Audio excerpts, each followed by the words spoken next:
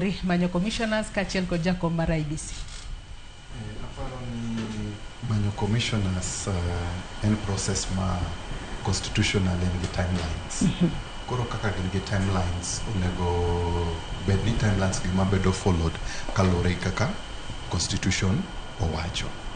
Tiyudo ni wach mar rowere bing ni ok giyud thuolo e bede e level mag the commissioners.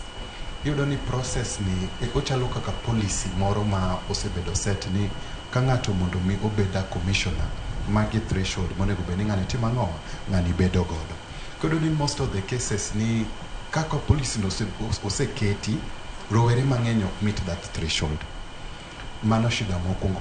Koro ka pacha ka wanyalo change, because aparo ndalo moko Kenya sani nitie affirmative action manowuok mane women nyaka bed gi two-thirds of jomi bedo selected.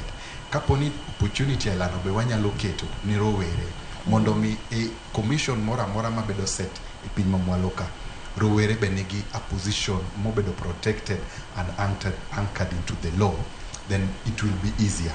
But kaponi pod warito kaka ni wabro dhie process, normal process, tiyudo ni normal process ok favor wa kaka jomatindo.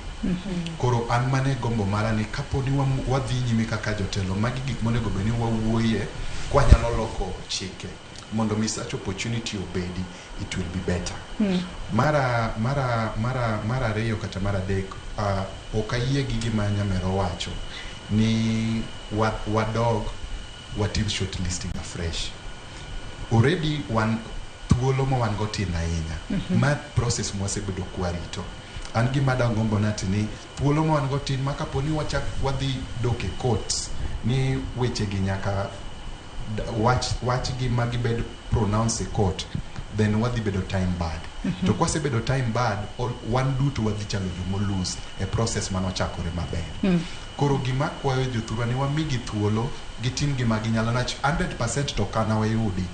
Kata mana jomobiro e commission, kata mana chair, ok wabiyudo 100% ng'at maber. Mane gima nawacho last time manantie iye ka. But ng'at momi thuolo no, mabro yudo thuolo mondo mi obedo commissioner kata obed jatend IEBC,